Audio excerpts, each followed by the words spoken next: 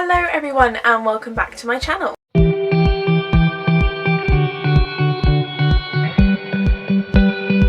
Now there are so many workout supplements out there that claim to improve your performance, that will help you reach your goals, and I want to know if these are actually true, if they're worth the money, and so I'm going to put it to the test. Now I have used, and I do use to this day, things such as protein powders, but I have always heard about pre-workout, but I've never actually used it myself, and now I'm really curious as to will it actually help me reach my goals quicker, faster, better, stronger. So what is pre-workout?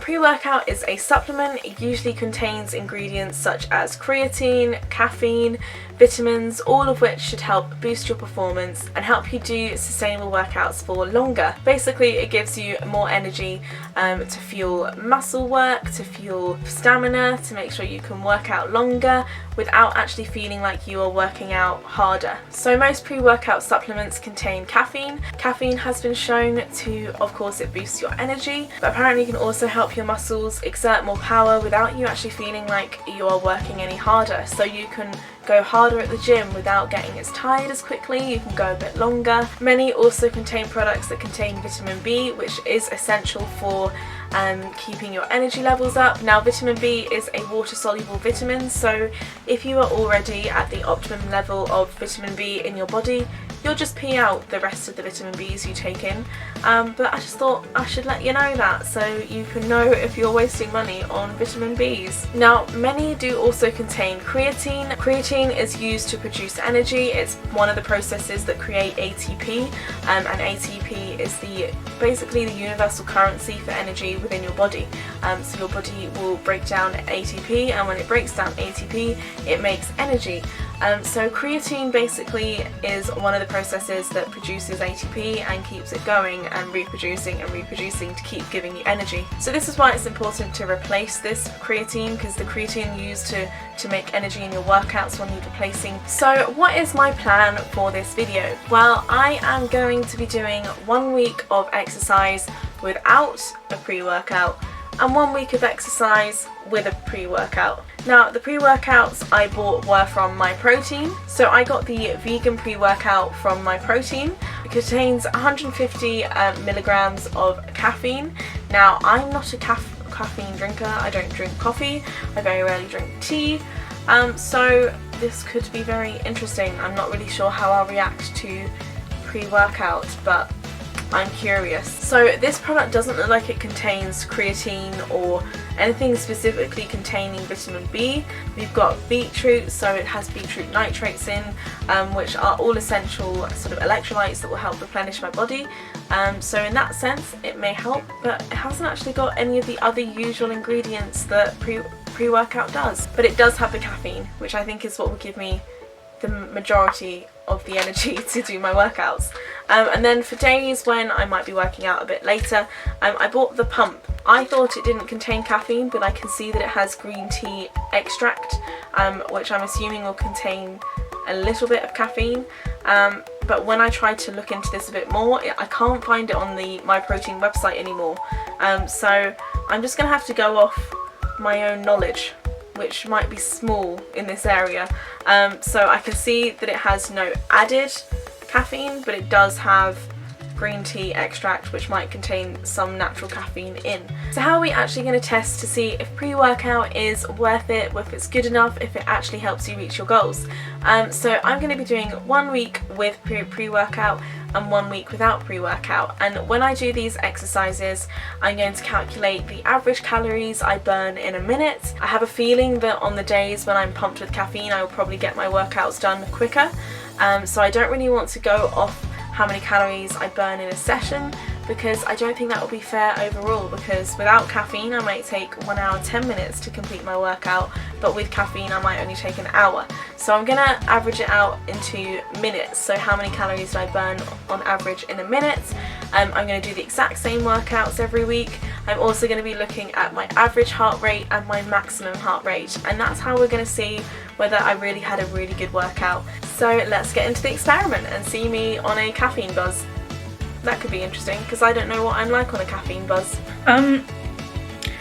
It tastes like apple, but it has the bitterness of coffee. and I'm not sure if I'm about it, you know? Just, it's not sure if it's my thing. But I have also got the BCAAs in there, which is also bitter, but it tastes weird.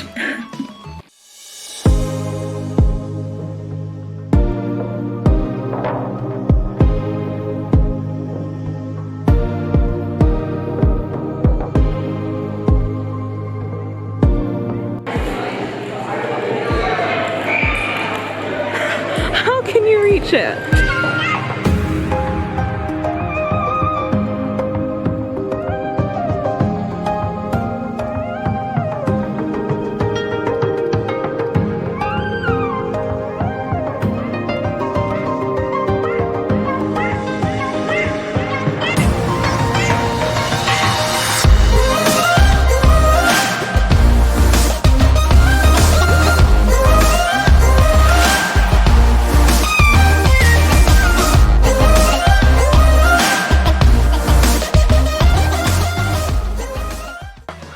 Hello, it is future me, and we are back to see how the results went, whether pre-workout is actually any good.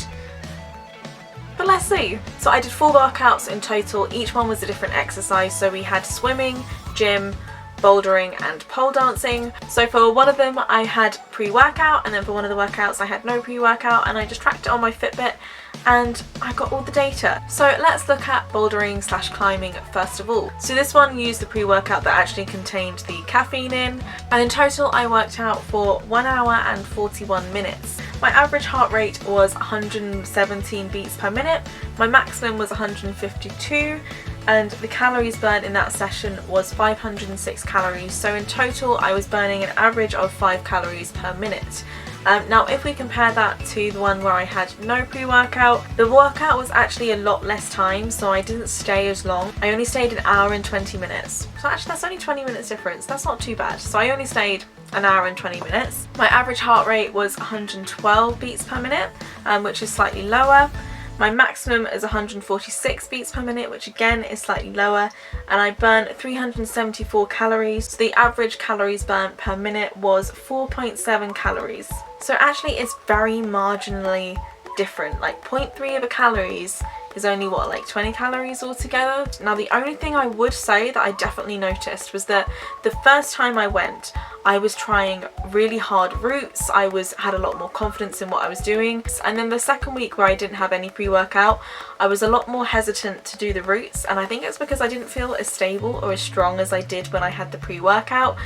So in that sense there was a difference, because theoretically if I was able to do the harder routes before, I should have been able to do them after and then new routes, but with this I was very hesitant even with the easiest routes. In that sense I think the pre-workout actually helped. Maybe it made my muscles feel a bit stronger, because it does say that it will boost muscle endurance, so I think maybe I felt stronger and I felt more confident in my body to actually hold me onto the wall when I was like moving about.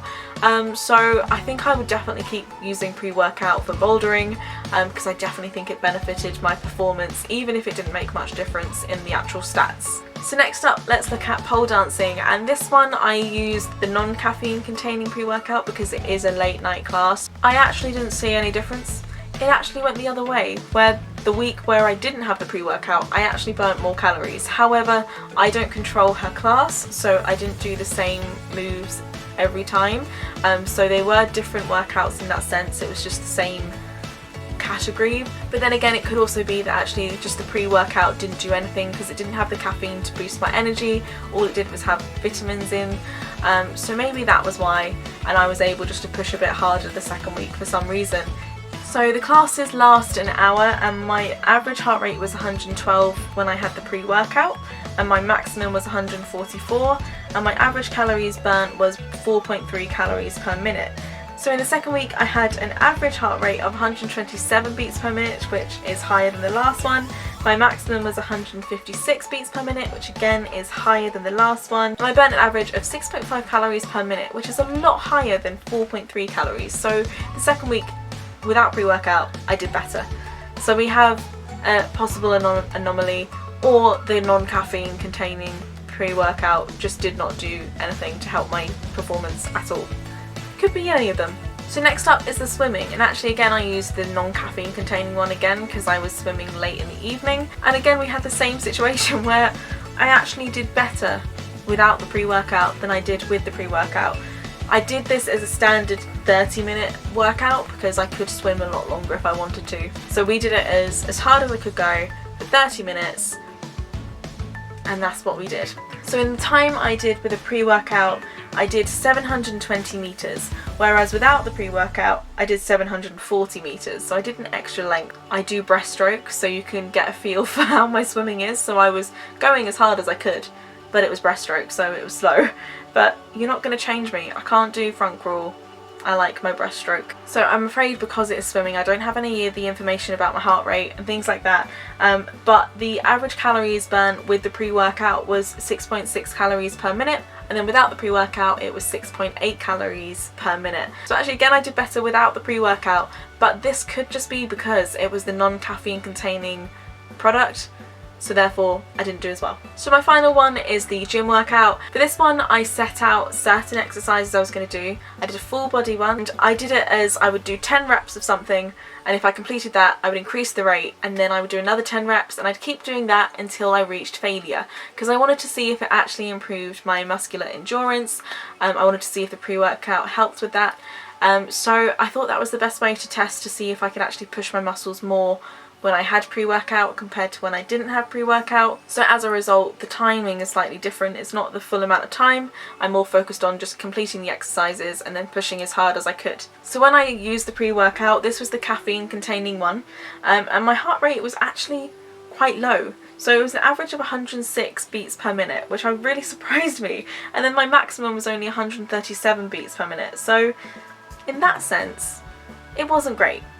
And my average calories burnt was 3.3 calories, so this is surprisingly low. But what I found even more interesting is the week after, the gym was the last workout I did in this whole like triage of 8 workouts, and I actually did better without the pre-workout again. So I had an average of 118 beats per minute, which is again quite low, but my max went up to 172, so I was obviously trying hard somewhere, but I did reach 100 kilograms on the leg press, so that was really exciting. Which brings me to the fact that I was actually able to, on quite a few of the exercises, do at least one more rep or increase the weight and do a set of a higher weight. I actually had an improved muscle strength and muscle endurance. However, we have to remember that this was the last exercise or last workout I did out of all of these, and all of these exercises, except maybe swimming, is something that will really build your muscle strength up. Like pole is a lot of lifting your body weight, bouldering is a lot of lifting your body weight with your arms. So in that sense, it's probably, again, not a fair test. I think I probably should have done it. Instead of doing like 1 week with pre-workout, 1 week without pre-workout, I should have done one workout with pre-workout, and then the next time I do a workout it's the opposite, so that nothing else is interfering. So in that sense, I don't think my test was fair. So I'm leaving this video with a bit of a question mark. I don't know if pre-workout is actually worth it. I definitely think it is worth it in the case of the bouldering. It is probably something that you would see a benefit with if you used it regularly over a long period of time. And like with the climbing, where I was able to burn a few more calories and I was able to go a bit harder, I could push my endurance a bit further. I definitely think it's worth using in that instance. But the other thing is that maybe these pre-workouts did help me build the muscle up so that I was able to push myself and exert myself more the week after, even though I wasn't using pre-workout. So it could actually help, but it also may not. But that's where I'm going to leave it today. Maybe I will try and do a fairer test in the future. If you guys can think of a way I can make this fairer and more reliable, let me know in the comments and I will redo the video and we will see if pre-workout actually helps. But that's where I'm going to leave it today. Please do like and subscribe for more fitness content, and I will see you in the next one. Bye!